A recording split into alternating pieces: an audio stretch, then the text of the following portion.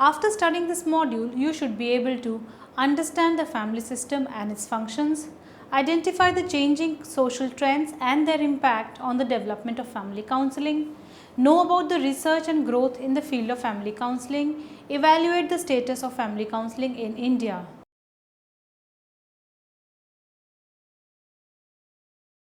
Human family is understood as a lifelong commitment between a man and a woman to nurture and care for the young ones until they reach maturity. The evolutionary perspective argues that hunting and gathering ancestors helped sustain the human family, as it enhanced its survival value, protected against threat, and reinforced their emotional bonding. The industrial and technological advancements in the contemporary world has certainly added to the newer challenges, thus altering traditional family patterns, family structures, interaction and involvement. This module attempts to outline the basic functions and characteristics of a healthy family unit, theoretical viewpoints on family, permutations in the social fabric, need and emergence of family counseling, and the core differences between family-based and individual-based therapies. Let us first understand what are the functions of a healthy family. Psychologists understand family as a system involving various levels of hierarchical orders, resulting in the intergenerational pattern of the exchange of emotions, thoughts and behaviors, thereby facilitating the developmental growth of each entity. The mutual support, love, care and dependability among family members form the crux of what may be called as the basic unit of a community as held by the positive psychologists. They further define significant relationships in terms of its 6 core characteristics. These are knowledge, trust, care, interdependence, mutuality and commitment. The family unit serves several vital functions that are necessary for the growth of the community as a whole. These exist at various levels. At the social level, the family ensures that all of its members are protected and experience security from any outside threat. Other than safety, family also ensures the preservation and continuation of social order that reduces conflict. At the biological level, reproduction and growth of the species keep the longevity of the family unit intact. Furthermore, the economic obligations involve the distribution and consumption of goods and services to add the overall well-being of its members. Now let us understand what do we mean by family as a social system. While the traditional approach viewed the interactions and influences between various members as linear and passive in nature, the modern approach considers family as a close-knit unit that actively interacts with its environment. This viewpoint insists that complex set of interactions take place within a family. There exist various hierarchies, types and levels of relationships, such as parent and child, husband and wife, which influence each other in a bidirectional manner. Any action or behavior by anyone filters down to others directly or indirectly in this complex network of relationships. This approach resembles the ecological theory by Bronfenbrenner in 1979, proposing that a family system is affected by the social context and thus lays the foundation for the healthy growth of the community. Placed at the center is the family interacts with both the immediate and the distant social entities. While the formal institutions may include school, office, creche, etc., informal networks like friends, extended relatives, neighbors together aid in the social support, interpersonal acceptance, exchange of information, goods and services, role models for young ones, opportunities of warmth and stimulation. Now let us come to the next topic, that is changing social trends and establishment of family counseling. Here we discuss some critical turning points in the socio-historical context that led to the formation of a branch called family counseling. The first topic here is women empowerment. The society after World War II saw changes in the dynamics and structural patterns of a household. The economy was growing, industrial growth revolutionizing and thus creating better employment opportunities.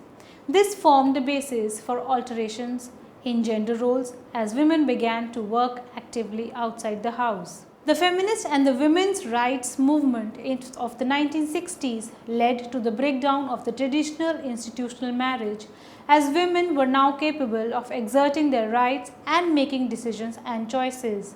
This led to the alterations in the couple relationships and emergence of companionate and equity marriages. Second factor here is increase in marital discord and divorce rates. The decades from the 1960s to the 1980s particularly witnessed a spurt in the divorces between couples. APA insists that about 40 to 50% marriages in the US end in divorce. Separation is not just a single event in the lives of partners, but it has a filtering effect on the children as well. It brings about sudden changes at various levels, such as establishment of separate living arrangements, financial crunch, legal disputes, employment-related difficulties, choice of one parent, emotional disturbance, social attitudes, adjustment with new relationships, etc. These life circumstances lead to a highly disorganized family situation called minimal parenting, wherein the usual balance and security of a home disintegrates. Next factor is the decrease in the family size. The average size of the American family steadily declined from 3.36 in the 1960s to 2.55 in 2012. Choosing to have a single or no child at all from having more than 3 children has not become only a trend but conscious choice of young couples. Next factor is day-to-day stress. The economic expansion was also related to the rise in the competition, mounting pressure on infrastructure, struggles for resources, efforts to conform to growing standards of living, and being caught in the race to perform and achieve. In the midst of these realities, one's psychological health witnessed a sharp rise in physical and psychological complaints like psychosomatic diseases, burnout, nervous breakdown, fatigue, and weaknesses. Next factor is a rise in complex heterogeneous relationships. The disintegration in the cohesive family unit also saw a rise in the newer and more complex form of relationships. Single mothers, step parents, step siblings, foster homes, adopted children, etc. became increasingly common, also bringing with them difficulties of social and emotional adjustment. Incidences of abuse, juvenile delinquency, crimes, addictions, etc. also saw an increase and may be partly attributable to the absence of a consistent, warm, and nurturing family support system. Minority populations in the form of gay, lesbians, transgenders, etc. was also an evolving social reality, developing newer forms of sexualities, relationships, gender roles, and family structures quite unlike the traditional family setup with clearly defined boundaries for the respective role of each member. Moreover, the merger of individuals from different cultures also created in the US the existence of multicultural families, further complicating the situation. Thus, the very conceptualization of a family got diffused in the modern times. Next factor is expansion of lifespan. With advancement in medical facilities, more and more families began to spend greater time together. This longevity of family life had an impact on the dynamics of relationships as well. Aging parents and postponement of the first child, for example, would result in spending greater time with the partners and lesser time with the children. The probability of marital dispute, boredom, fatigue would be high, as would be the inadequate parenting or caregiving time. In the lack of previous prototype of such situations, homes also saw a rise in confrontations, maladjustments, and breakdowns. These social trends brought with them an array of crises at the social, emotional, cognitive, behavioral, economic, and legal fronts. There were tumultuous disparities emerging. Family, that was earlier understood as a bond of warmth and togetherness, now saw a severe breakdown. Much against the cultural tradition of seeking pastoral or within family help, assistance from professional counselors emerged into mainstream. Whereas the first centers of family and marriage counseling emerged in Los Angeles and New York by Paul Popino and Hannah Stone around 1930. It was only in the 1970s and 80s that it came to be as a specialized branch of therapy. Several mental health institutes were established to regulate the provision of expertise, licensing, training, as well as supervision to register counselors. These included American Association for Marriage and Family Therapy, Division 43, that is Family Psychology, of American Psychological Association APA, American Counseling Association ACA's International Association of Marriage and Family Counseling, and American Family Therapy Association. Thus we see the family counseling came to exist as a full-fledged branch of its own. Family counseling thus is a collection of therapeutic approaches that share a belief in family level assessment and intervention. In family therapy, the unit of treatment is the family and or the individual within the context of the family system, where each part is related to all other parts. Now let us discuss what is the research and growth in this discipline. The above discussion highlights the socio-historical significance in laying the foundation of family counseling, especially in the post-World War II period. Much of the first works began in family or marriage counseling with the establishment of regulatory bodies in the United States. However, we come to see that this field came to become more and more widespread with inputs from researchers in the areas as diverse as psychology, psychiatry, sociology, medicine and social work, etc. The early works in family therapy derive from classical psychoanalytic theory that excluded the relevance of family members during treatment. It was Ackerman and Framo who moderated this stand and came to merge family therapy procedures as necessary to psychoanalytic practice. They together believed that intergenerational and family of origin issues played a significant role in producing a troubled child from a troubled marriage. Much against the antagonistic attitudes back in the 1950s, they encouraged disputing family members or partners to receiving treatment.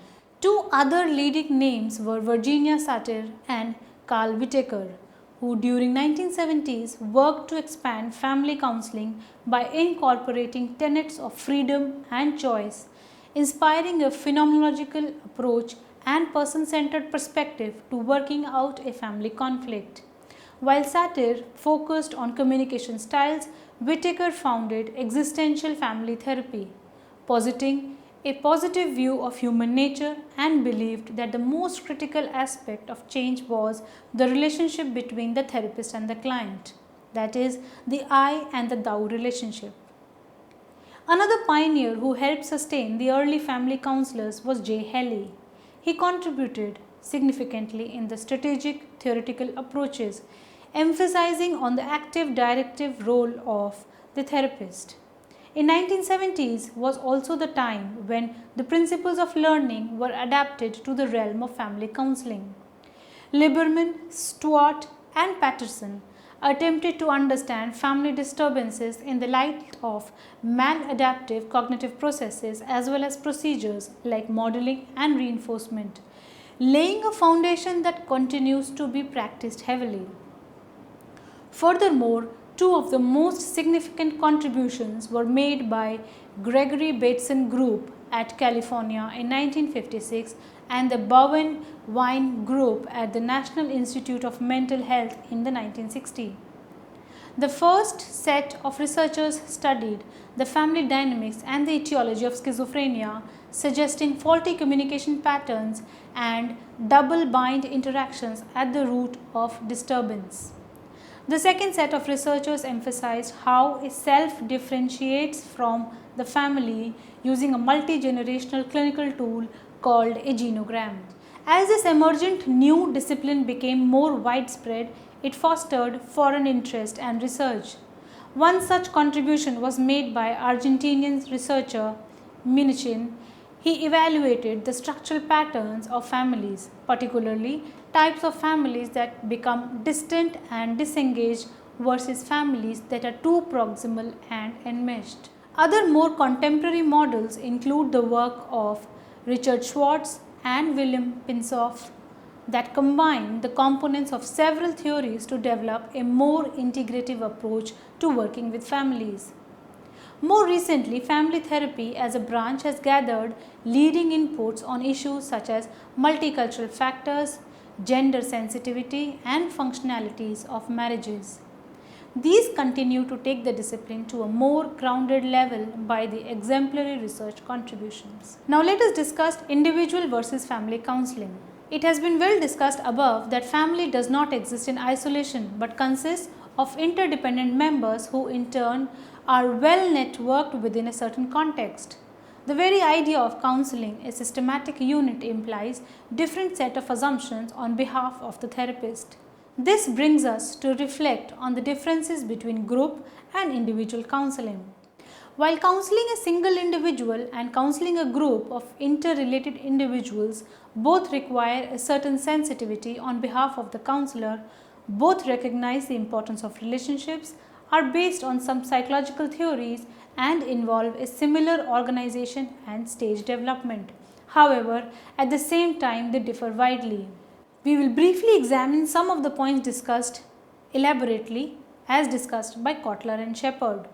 First of all, since one is dealing with a group, it is not wise to attribute failures to one person. Being a complex dyadic situation, conflicts often arise because of differences in communications, viewpoints, or situations. Group therapists locate the cause of any disturbance as arising from dysfunctional interactional patterns or the situational context of a client than within an individual. Second, having a number of clients at one time also means dealing with a variety of viewpoints, attitudes, emotions, and conflicts. Amidst this diversity between the clientele at any given time, it becomes imperative for a group counselor to be more active, directive, and controlling than when dealing with a single person. Third, whereas individual counseling usually limits itself to following a single theoretical approach, however, when it comes to a large unit such as family, the therapist may no longer be limited to person-centered, cognitive, or behavioral strategies of work. He has the freedom to vary and apply more group-friendly approaches such as structural, strategic, or the solution-focused therapy. Thus, flexibility in terms of the counseling perspectives becomes possible in a collective work. Fourth, any family also comes with its set of rules and norms, which the counselor attempts to restore by directing his attention towards the structural faults in the family dynamic. Thus, his job also requires him to work towards the organizational structures as well as developmental processes that are an inevitable part of any home. For example, a teenager may be asked to contain his outbursts and the parent may be taught to be receptive of the growing adult in him. Fifth, the dynamics of a home are such that the behavior of one member also often becomes the cause and effect of other members. This filtration process, however, is missing when we speak of counseling a single individual. The expert has to therefore consider the circular pattern of behavior in a sensitive home situation which is not based on linear causality. Sixth, developmental models that describe the family life cycle of transitions into various life stages become an intrinsic part of a group therapy and help the counselor to ground his work as well as instill an open orientation on behalf of the clients. The focus is on the predictable changes in terms of emotions, crisis, task involvement that accompany chronological growth. Seventh, it is also imperative for the group therapist to consider modern versions that deviate from the traditional family setup. He or she should be open and receptive to accommodate changes that may accompany these complex units that exist in today's societies. These may include a non-traditional structure of a blended family consisting of a single mother, step-parent, step-sibling, adopted child, or homosexual couples, etc. Thus, even as we highlight the differences in individual and group counseling, it emerges that family counseling involves acquiring a specialized set of skills and training. It therefore becomes necessary for all family practitioners to undergo a competitive coursework that specializes in family systems, dynamics, family theories, family interventions, and professional and ethical issues. Let us come to the Indian setup. The Indian family and the prospects of counseling. The Indian civilization treats marriage as a highly moral and sacred union in which husband and wife are enjoined to live in perpetual love, bliss and happiness. The Vedic scriptures emphasize the practice of dharma in a marriage. Being a predominantly patriarchal society, there are strict gender roles that classify men as breadwinners and women as responsible for motherhood and household duties. The woman in particular is called as Dharmapatni, who must perform her duties religiously. In the modern day, the marital relationships is under increasingly strain and becoming complex and demanding. Women also become victims of human rights violation, revealed the National Family Health Survey carried out in 29 states of US during 2005 and 6. It found that 37% of married women in the country were victims of physical or sexual abuse by their husbands.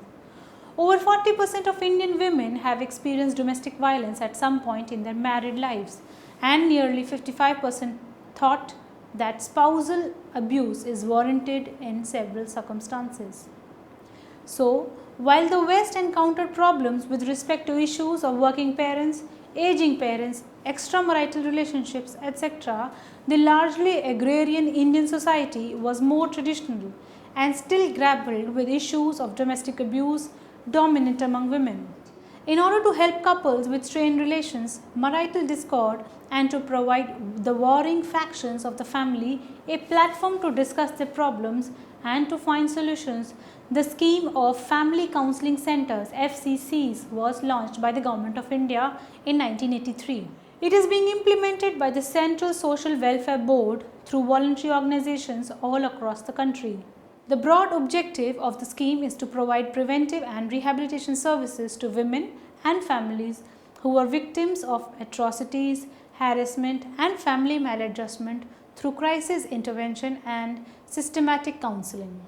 The results of the recent study conducted by the National Institute of Public Cooperation and Child Development or NIPSID is highlighted in the table, which shows that harassment by husband or domestic violence is experienced by 81% of women, adjustment problems by 46% of women, harassment by in-laws by 30% of women, dowry demand in 27% of women, extramarital affairs in 22% of women, drug abuse and alcoholism in 11% and sexual abuse 3%. In India, however, the prospects of clinical treatment are remote.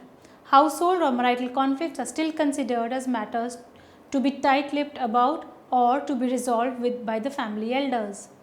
Following ethical protocols and licensing is even more dismal. It is commonly believed that all a person needs to become a counselor is to have good intentions and good communication skills. Terms like seeking professional help, visiting a clinic or consulting a family counselor are not just largely taboo but trigger speculation and labelizing by the majority. This stigma leads to isolation, loss of social support and psychological distress. A clinic for help on family matters continues to be limited to only a little section of the upper or high class of urban India with a high dropout rate.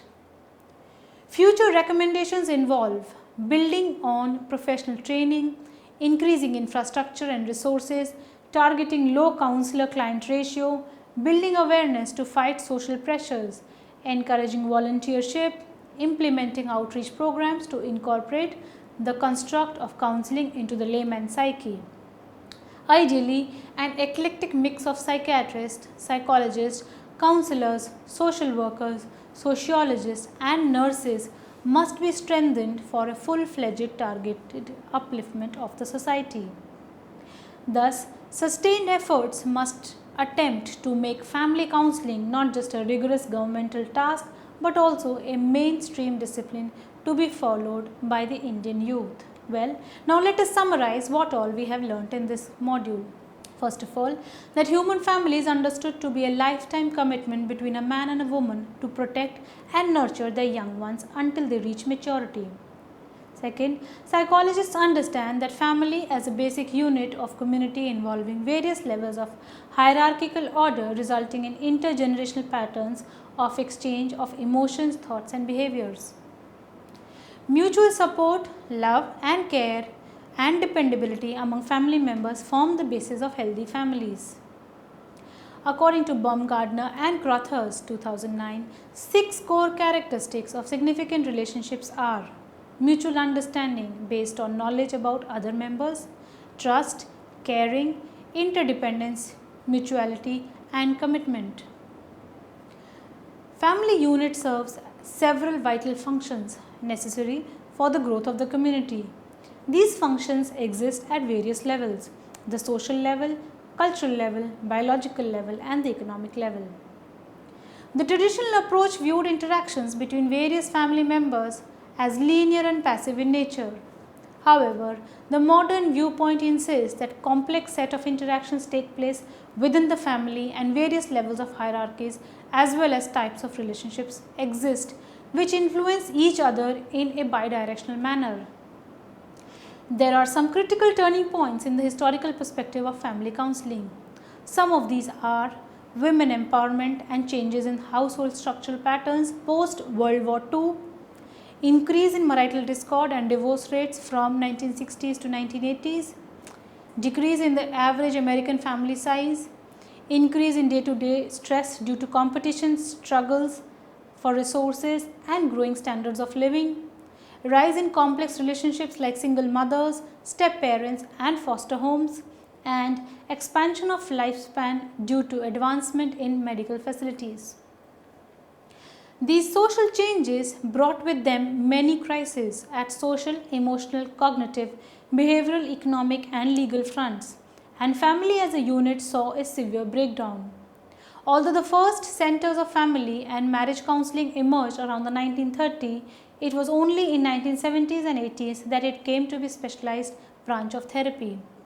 Family counseling is thus a collection of therapeutic approaches that share a belief in the family level assessment and intervention. The unit of treatment is the family and or individuals within the context of the family system. Over the years, much research has been conducted in the family counseling setup and has evolved as a separate specialized branch of counseling. There are certain similarities in individual and family counseling. Individual and family counseling both require certain sensitivity on the part of the counselor. Both recognize the importance of relationships and are based on certain psychological theories and involve similar psychological stages in counseling. However, they do differ significantly on various aspects. Hence, it emerges that family counseling requires a specialized set of skills and training. In India, marriage is treated as a sacred union in which husband and wife are enjoined to enjoy eternal bliss and happiness. Strict gender roles are prescribed by the Vedic scriptures. Modern day marital relationships in India are under tremendous strain and becoming increasingly complex and demanding.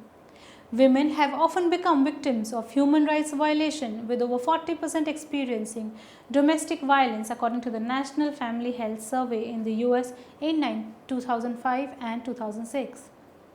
In order to help couples with strained relationships, the schemes of Family Counseling Centers or FCCs was launched by the Government of India in 1983.